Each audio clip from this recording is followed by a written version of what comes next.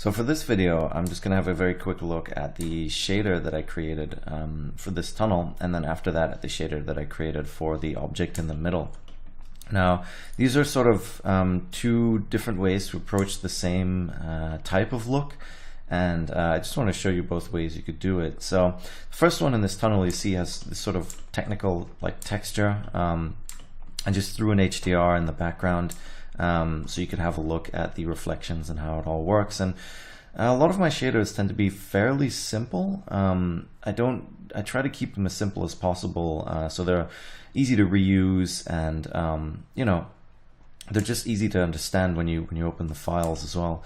You could go into super detail, and a lot of the techniques that I explain, you could just add them or double them or triple them and just keep adding more and more I guess more and more detail to them. But this first tunnel is actually fairly simple. Generally what I do is when I unwrap this kind of stuff, especially if it's just all very straight geometry, I'll just select everything, hit U, and then Smart UV project it. So if you have a very quick look at the unwrap, they're not great unwraps. I mean, they're not amazing. If you want to really unwrap something properly, then you'll have to spend more time than just hitting one single button the way I do. But I don't mind it. The thing is, especially if you look at the end result, it's fairly dark and you can't really see whether the unwrap is perfect or not. So that's why I like to use the Smart Unwrap very quickly, especially on straight objects, like very square objects. It works quite well. So I'm just going to hit the Shift-C key again just to show you. So we have this sort of very intricate looking pattern, and you might think, geez, that might be a lot of work or whatever, but this first technique is actually by just using very simple images from the public domain that look really interesting, and rather than using them as a diffuse map, I tend to use them as a glossy map or a displacement map, or a bump map rather, because I don't really have micro displacement turned on in this one, I believe. So if I'm going to go into the editor, I'm just going to grab this. This is a public domain image. If you type, I think I typed in like public domain circuit board or something into Google, and this is one of the first ones that popped up, and by itself it's not really the most interesting image, but it has some really nice sort of detail built into it. And what I like doing is, like I said, just grabbing these and using them in the node editor. So I just have a very simple image texture node here with that image loaded in, and hopefully this will be somewhat visible. If I just set this to rendered again, there we go. So the first thing that I do is this color ramp. I just grab it and I just sort of tone it down a little bit and make sure I can control my reflection. So anything that's dark isn't going to be reflecting, and anything that's lighter is going to be reflecting more. Now you could push these color values up more and you could experiment with this, but it all depends on your image obviously and the exact look you're trying to get. Then this is a very simple mix shader, so I have a dark diffuse with a little bit of roughness and layer weight with a fairly high value to get this very sort of metallic looking shader. Now if I just take away the color component here, you'll see it's just glossy all over. So I'm going to take away the roughness as well. This is the base shader, and as you can see it reflects quite hard. I tend to turn down reflections a little bit sometimes to get more interesting results, but obviously your mileage may vary. Now if I just pipe in the first one, the color, you can see there's already a lot of detail being added in, and the color of the gray tones that I set here is actually affecting the way the reflections are colored as well. So this is really nice just to get some really interesting things going on. Now I'm going to turn off this displacement for a second. It's not really doing much, but I'll show you in just a minute why it's important. Now the second one, if I bring down the color here and put in the roughness, you'll see we see that same pattern popping up, but it's actually using those values to roughen up parts of the reflection. So if we combine these together, and get a way more intricate looking pattern very quickly without having to do a lot of work. Now because it's just all UV'd, if you want this pattern to be smaller, then you can just tone it down, and again you get more detail. The only thing you've got to watch out for though is that you make sure that the tiling doesn't become too obvious, like certain shapes will start popping up again and again. But again, it's all dependent on your camera angle, so be sure to visit your camera view quite often to make sure that it doesn't look all that repetitive. So here I can see a few things. I don't know if it'll be obvious enough in the recording, but you just keep an eye out for that and maybe scale it up and scale it down. You can mix two maps together as well. as well without too much issue to sort of alleviate that a little bit. I'm going to turn this back up a little bit again so we can see what we're doing. I believe it was set to 15. Again, these aren't magic numbers or anything. Just grab whatever works for you. So looking at it here, the last thing that I did as well is add in a bump map. Now this might not seem to do much on the surface, but if we just exaggerate this, then you can see the light will start catching on the edges of these bumps, and you get even more detail in these sort of intricate patterns because they're being pushed outwards or they're being pushed inwards depending on how you set it up. You get the edges of the bump sort of catching the light and creating all these extra highlights, which means it's more extra detail as well. Because if we go look in here now, I'm just going to create a very simple light and see if that will do anything. Move it back. No, doesn't seem to be working with me. Where is it? There we go. It should be in the middle now. See if that does anything. It might not, but there we go. So this is what I was trying to explain. If I put the light in here, if you just have the reflection of the light, it's really not doing that much. And by adding in these bump maps, you get all these really nice sort of highlighting edges. So if I were to turn this off, actually, sorry, disconnect this, then you can see it's still there, but having this piped in and really exaggerating it, you can see there's a lot more detail coming in even to the darker parts. So this is a really good technique to snazz up those renders. And as you can see, if you look up close, then yeah, obviously the UV isn't great, but I have a particle system on this as well, which I forgot to mention in the modeling video. Just a few little extra bits and bobs. All it adds, I have a little bit of extra color. I'm going to select one of them here. I'm using the same map even with a different scaling and just more of a golden color. So we break up the colors of the larger object itself with that particle system. So that way you can get these really, really interesting and intricate looking results without having to do a lot of work really.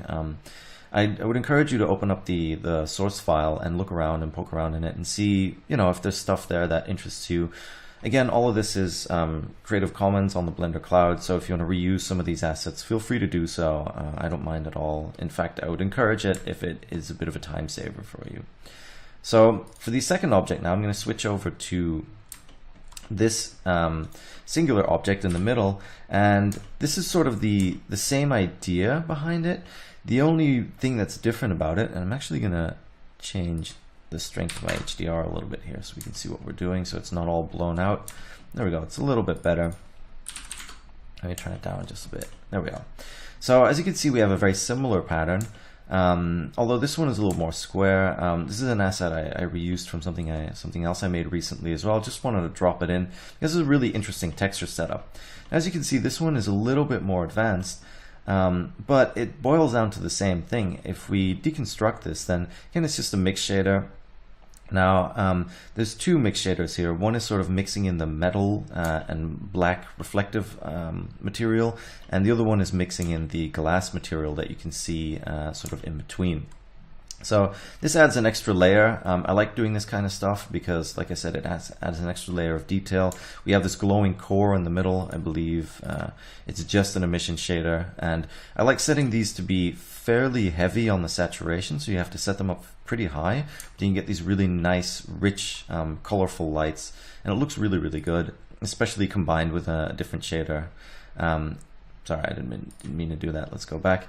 Especially if you combine it with a different shader, and especially something like glass, which is a little bit rough on the inside, and you get these really, really interesting results of this glowing object. Like I said, I try to keep all this stuff fairly simple. This is probably one of the more advanced shaders in this series. So let's have a look. So apart from the first mix, which mixes the glass and the sort of metal or black plastic type thing, whatever you want to call it, let's have a look at just that shader to begin with. So I'm going to pipe this in, and this is the end result of that shader, and it looks really interesting, and it has this really sort of nice technical looking pattern. And honestly, I just achieved this by mixing a bunch of brick textures. So if I grab the first one, I believe this one is used to mix in the glass. So as you can see, if I hit the color ramp here, everything that's white will be the black reflective texture, and everything that's black will be the glass texture because it's mixing that in. So that's the first brick texture I used. And then for the second one, I believe this is a brick texture combined with a checker texture. So the reason I do it like this is the checker texture is actually distorting the UV vector of the brick texture. And I mean, obviously you can do all kinds of stuff in here. You can experiment with this. This isn't necessarily right or wrong. But it does give a really interesting distortion to, like I said, the brick texture itself. So I pipe this into a color ramp as well. And again, all I'm doing is just using this to change the roughness. So let's see, let's hunt for a bit of reflection here. And you can see there's a very minor difference in roughness if you look at some of these parts. So that just gives it a little bit of extra detail. And whenever I'm shading, something that's really, really important to keep in mind is not just what is your object supposed to look like, but what story is it telling? Is it new? Is it old? Has it been through a lot of stuff? Is there dust on it? Is there grime on it? Is there imperfections on it? And I try to make even the most perfect objects look a little bit imperfect. Because the way I like to think about it is a lot of the surface detail is something that our eyes pick up, but a lot of this really tiny sort of detail where, you wouldn't really look at this and go, oh wow, this surface is really, really diverse or whatever. You see it as one surface, but there's still a lot of detail going on here. So there's something I like to call brain detail. So it's these little, how should I say this? It's these little details that your eyes aren't picking up, but your brain is registering. It's telling you the story of the object. Like I said before, it's like, this has been through some stuff. It's not quite as perfect and as finished as it looks at first glance. And that's a really great way to approach shading, is to just sort of look at these objects and say, okay, has this been through something? Is it new? Is it old? And sort of go from there and see what layers you can add on top of it. And a lot of this stuff you can do very simply by just adding the roughness. Now, if you look at the final one as well, I have the same brick texture in the displacement slot. So that means both the glass and the black reflective texture is being displaced, or being, using the bump texture as well. So again, if I were to exaggerate this, you can see looks all right. You get a lot of detail. I tend to turn this down fairly low because you don't need a lot, and when you turn it down a little bit lower, not every single highlight is going to get this little, or not every single bump line is going to get this little highlight, which is great because it adds more diversity into it.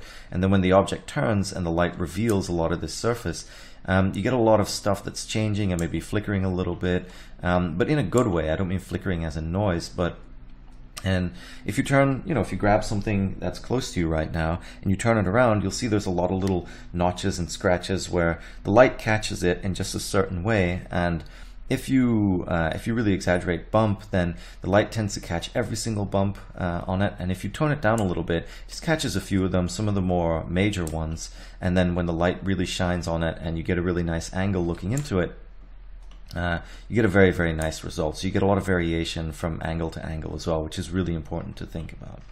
So again, this is fairly simple. I've gone a lot further with this as well. I've put brick texture and brick texture and brick texture, and yeah, procedurals can get a little bit slow, but I like working with procedural textures a lot because I don't have to jump over to GIMP or Krita or Photoshop or whatever you're using to repaint and then export it and bring it back in.